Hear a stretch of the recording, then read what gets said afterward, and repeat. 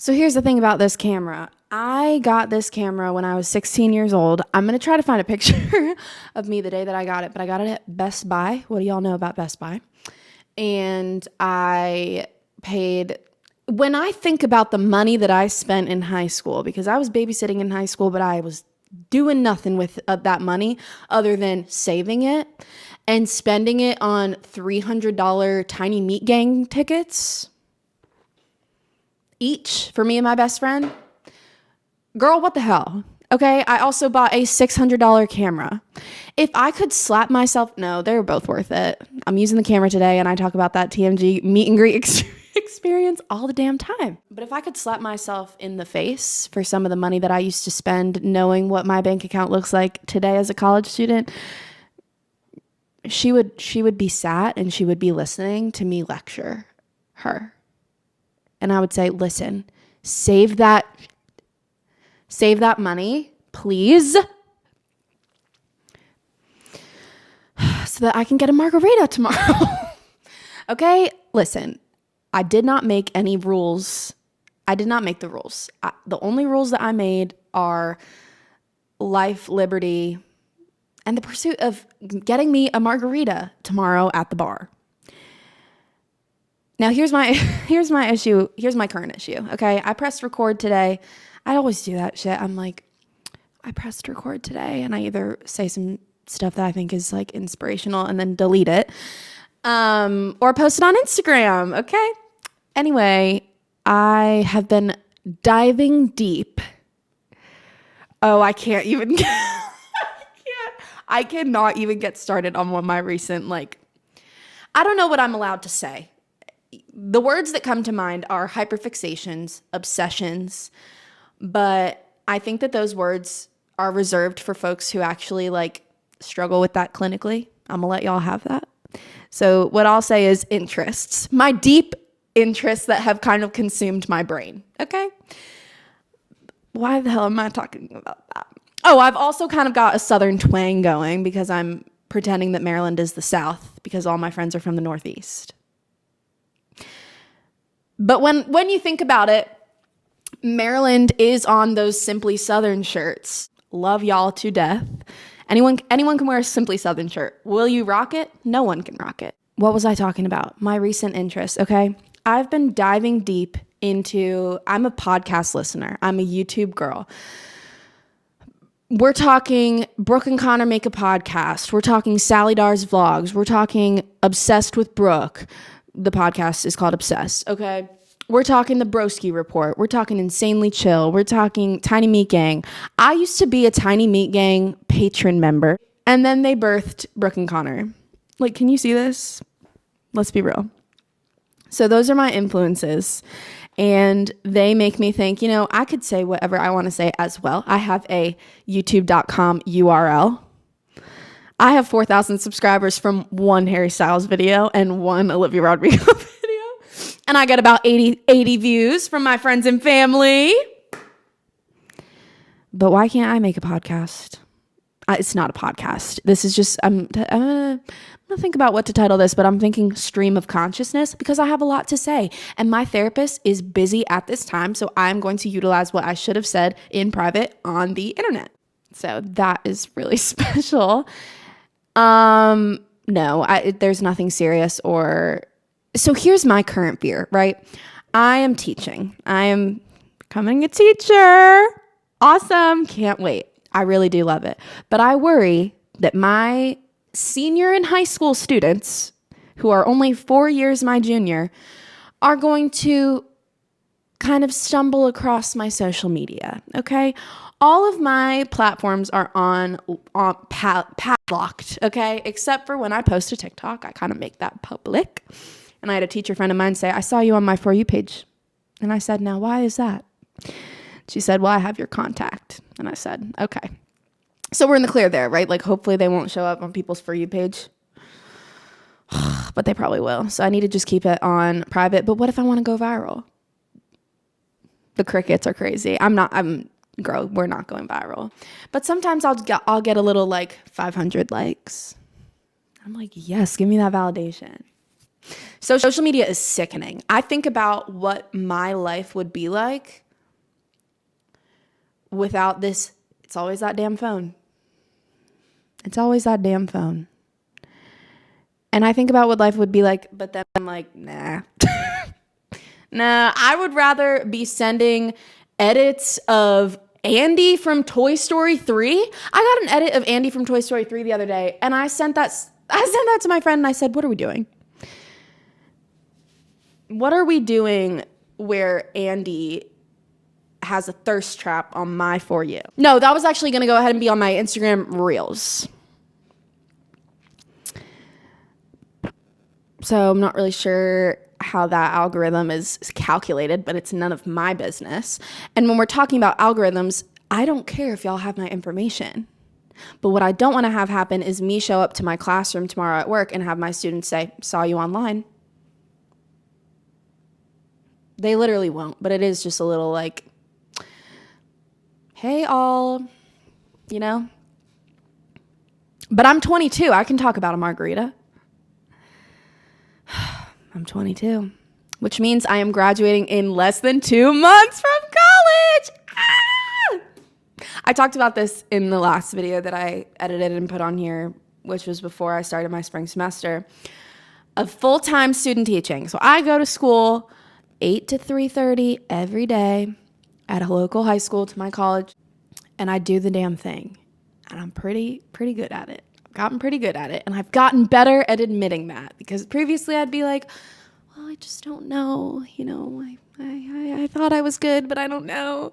And now I'm like, ask me anything about the U.S. government and I will tell you.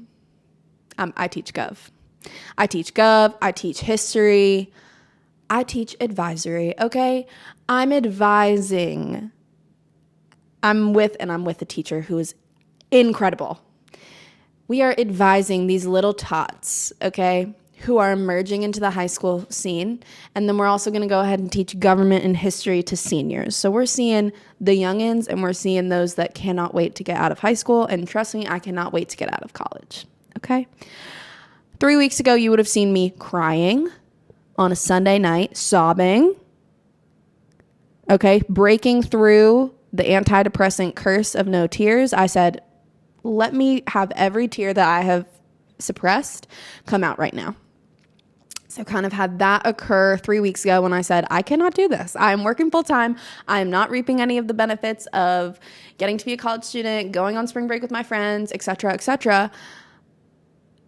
And then there was something else that happened that I was like, actually, you have to be kidding. But it doesn't matter because I feel better about it. And, you know, I might slump again. In the next 2 weeks, I'm fully taking over the entire schedule and grading system and everything for all 6 classes that we're in charge of. I might reach a breaking point where I'm holding the clipboard and I'm saying, welcome to class, and I tweak, okay? And I'm like, oh, I can't do this. I have so many assignments. Mind your business if that happens, okay? Something else I want to talk about. We're going to get into my interests recently, and I feel validated by the queens that I previously addressed, including but not limited to, can't speak. Sometimes I do that when I'm speaking. Mr. Vice President, I am speaking. The way that a fly was in Mike Pence's hair, like, we don't talk enough about how we now have our phones, we now have the internet, we now have memes. And the memes are just like, they're just pouring out for us. It's like life is happening, waiting to be memeified. I kind of ate with that. Like, Nixon was not doing all that. There's no way that Walter Cronkite was reporting on funny things that happened at the vice presidential debate. Why did we have a vice presidential debate? That was all gimmicks. And with ADR, all due respect, that is a term coined by Jake, what's his name? Pass that puss. Love him to death. Another podcast I've been listening to. Jake Shane. ADR, all due respect. I don't know if he coined that, but he uses it and it's really funny. What the hell was I talking about? Oh, all due respect to vice presidents. What are y'all doing? Besides breaking the tie in the Senate, what are y'all doing? But I cannot say that loud or on my balcony because I do live very close, very close to these places. If you catch my drift. If you catching my breath. Oh, Kelly Clarkson is so good. Okay, let's kind of tie it all up. Okay. We went to Mike Pence, but before that, I was going to talk about Heartstopper. So I don't know how we got there. Recently, I saw a TikTok of Chris Sturniolo triplets. What do y'all know about them? Because I know a lot. Okay, Chris Sturniolo was like talking and he couldn't finish his sentences. And he said that it's like a bunch of tabs open in his brain. And he forgets to close the tabs, but he also forgets to like say what's on it. It made so much sense to me. That happens to me a lot. I frustrate myself to tears when I am not... Mr. Vice President, I'm speaking. When I'm not eloquently speaking, and I don't know why or what problems that is representing of like, girl, it's okay. Like, they can hear you. Your friends don't care if you like don't have all of your coherent thoughts together. But I'll literally arrive to a place where it is welcome for me to be vulnerable. Therapy, hanging out with my friends. And I'm like, Mallory, if you don't have everything already figured out before you even present a story, it's not worth their time. I don't know who made me feel like that other than myself. No one has ever made me feel like that but myself, where I just want to say everything right. And my therapist last week, she said, oh God, I forget what the wording was. I think I wrote it down. She said something like, you're caring too much that it makes you sad. Or something like, you are trying to be perfect to an extent that it is making you unwell. Oh, let's sit with that for a moment. And I said, oh, and then she kind of said, and our time is up. So that was really crazy, but Heartstopper. So if I don't have, listen, I have been, one of my friends today said romantically sober when she was describing the absence of a roster at this time. I'm kind of falling into that same category, and I could say that it's by choice. Arguably, not being romantically involved, somewhat of a choice, okay? I could have it if I really wanted to, but I don't want it.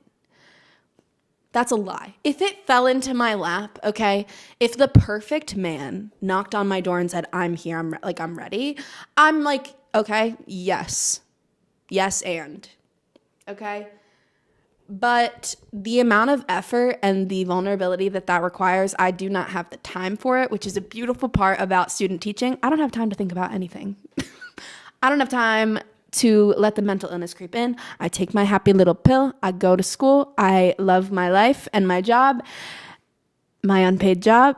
And I come home and I can't I can't go on Hinge. Are you kidding me?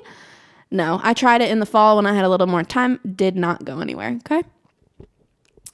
So that is what we're working with. So we're working with that this time. But my friends introduced me to Heartstopper. Why didn't y'all tell me about this show?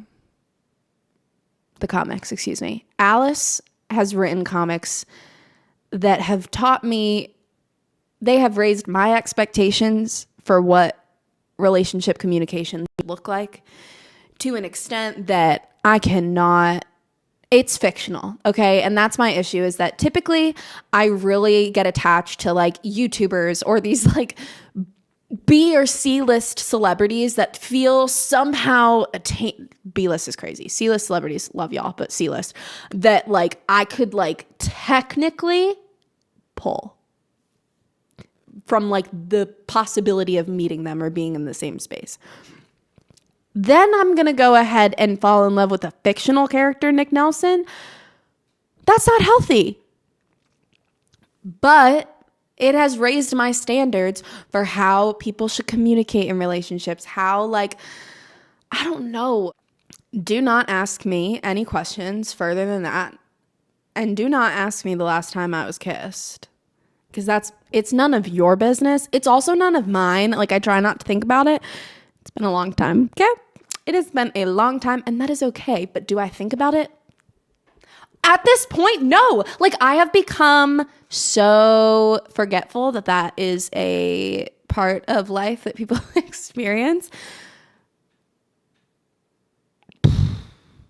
I recorded a video like 6 years ago, 5 years ago, that I put on YouTube. I've been making YouTube videos since I was 13, okay?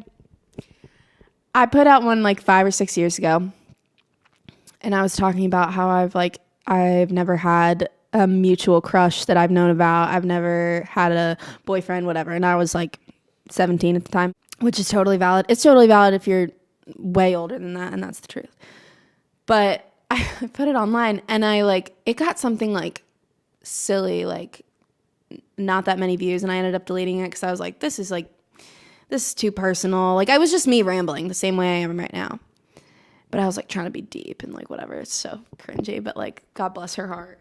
And then I found out later that someone I knew watched it and related, and that became like an endearing thing between us. And I was like, you know what? I cannot hate on my current self, because I wouldn't hate on my 17-year-old self who was feeling a little out of place. Like, I focused so much on academics and like being so involved to the point where I was a wreck sometimes, that I didn't even have the space in my brain to like fathom having a crush on someone. Like, it wasn't in my vocabulary from like ages 15 to 18, like 14 to 18. I completely just like dove myself into anything else, which I feel like I'm doing now, but it's also now I feel like there's more at stake. Like, high school, there's all of the milestones that I see in movies, and that I like sometimes thought like everyone else was dating but me. Not the truth at all. Like, 3 people would get homecoming dates, and I'm like, I'm the only one. I am the only one without one. So there's like, you know, how the media portrays high school. But then now I feel like there's more at stake as I approach this like post-grad life. And I think about the fact that my parents met like around this age, and my parents have this like great example of what like love should look like. And it scares me. So I just don't think about it. I'm thinking about like, what if my therapist saw this? She'd be like,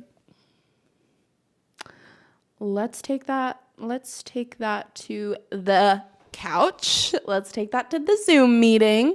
So long story short, my insane interests have been Nick Nelson / Kit Connor. Like, to a degree that I can't,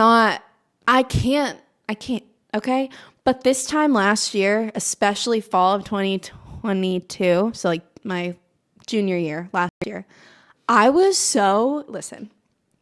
year I was so in love with Matthew Sturniolo, okay? I love him. I literally was like watching their YouTube videos every single day. I had it like headphones, like whenever I was like making dinner, when I was like getting ready to go to bed, watching the Sturniolo triplets. Love them to death. And that's my issue too. I'm like, okay, I have family in Boston. They're from Boston. He knows Barack. I love Barack. Like, I was so in love with him. And it's funny how that will always be there. Okay, Brooke Averick describes her tier lists. Matthew Sturniolo, I had to 0.5 him. I had to expedite him for a moment. But because he was such a tier 1 that it was like, relax, challenge, relax. Now I'm like settled, right? So I'm hopeful. I'm hopeful that my current like, I need Kit Connor so bad, transforms into just like a love and respect for this celebrity that I will literally never meet. I'm like, it's hard. And it's hard to be at a party. That's an issue I have, is like, I can't hear sentences without lyrics. So that's where I'm currently at. And I needed to say all of that. Obviously, I needed to get it off my chest.